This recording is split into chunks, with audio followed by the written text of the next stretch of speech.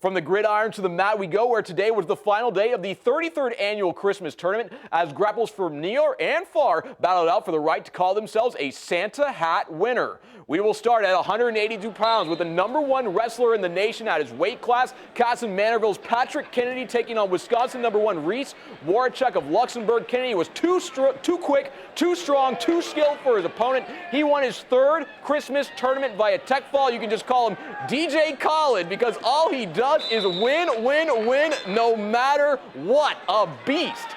Down to 170, the Comets had another wrestler going for top honors. AA's top-ranked Bennett Berge taking on AAA's third-ranked Max McAnally from Waconia. This was a great match, but Berge was just too much for his opponent. He keeps his perfect season alive, winning by decision 11-6 to take home, the Santa hat. Now at 152, Owatonna's Landon Johnson is ranked #2 in AAA, taking on top-ranked Hunter Lydon of Stillwater area. This match went down to the wire, up 1-0. Here it is. Johnson secures the takedown with seconds to go. That's the deciding move. Johnson upsets the top-ranked Lydon by decision 3-0 to capture his first Santa hat of his career.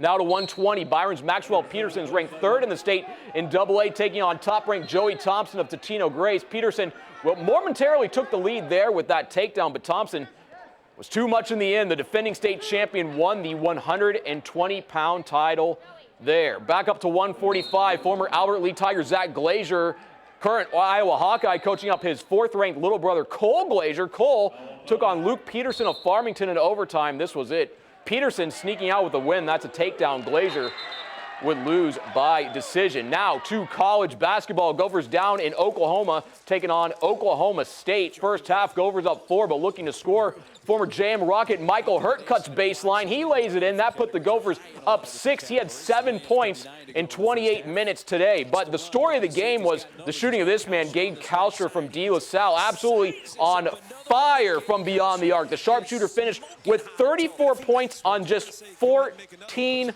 shots. The Ghosts get back above 500 with an 86-66 win.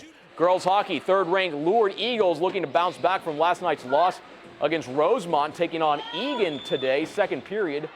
Game tied at 1, the Wildcats take the lead. Julia Barger finds Nora Drugi. She goes top shelf, Eagles down 2-1. Still in the period, the Wildcats add to their lead on the power play. Savannah McKinnon passes it to Carly Marsh, and the Eagles now trail 3-1, but Egan wasn't done yet. Later in the period, they capitalize off a Lourdes turnover. Jenna Ruiz lights the lamp. Lourdes loses their 2nd in a row. Egan wins 6-1. Now to the SEC Showcase, a fun game here to close out the day in the Mayo Civic Auditorium. Leroy Ostrander taking on Schaefer Academy late in the second half. Cardinals down 4. Chase Johnson gets the mid-range jumper to go, and the Cards are down 2. Next possession, the Lions restore their 4-point lead. Isaiah Lahr gets the floater to go to make it a 2-possession game, but final minute, same score. LO makes it a 1-point ball game. Dakota Stoops from long range. Cardinals down 1, but that's as close as they get a little bit later. Lahr is going to lay this one in as the Lions pull out a 69-64 win. Over in the arena, the Lyle Pacelli Athletics taking on Lanesboro in a matchup of 3-3 teams. First half, the Burrows' John Presteman turned defense into offense, getting the bucket plus the foul. That put the Burrows up 3. A little bit later, more Lanesboro. This time is JT Rain cutting through the defense for the layup. Burrows on an 8-0 run, but LP would get back in this one. Bly Koak passes it to a wide-open Cole Walters. That 3 is good. LP down 5. Then later, Koak dishes it to Sam Nelson, who gets the tough layup to go. LP comes back. They win 56-51. Earlier in the day at the Showcase, Grand Meadow going for their 5th win in a row, taking on the Houston Hurricanes. First half, great play here from Grand Meadow. Colt Landers drills the baseline jumper. Superlarks up 4, but the Hurricanes would rally later. Great set play here from Mikkel Schutte. He lays it in. That tied the game at 14, but later in the half, the Larks restore their lead. Ethan Gilbert finds Ben Kraft.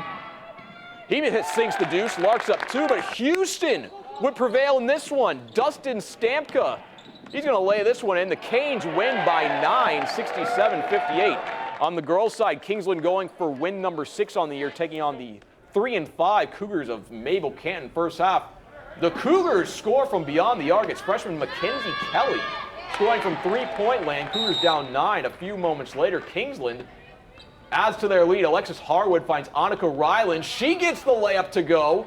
And then later, check this one out. On the third effort, not the first, not the second, Meredith Farlinger scores. That'll pad a rebounding stats. The Knights pick up the win 53-43. And Barrett, that wraps up sports here on a Saturday night. Woo, and we got those scores. We're good. Yeah, we got the scores, we got the wrestling, we got the basketball, we got football, we got it all. We got it all. And I have to say, the DJ Khaled reference, that was a good one. I know, that made me laugh. I told him in the directing booth, I'm going to say the cheesiest thing I said on the air in some no, time. I was laughing back here. I was grinning from ear to ear when I said it. I was too. Thanks, Mark.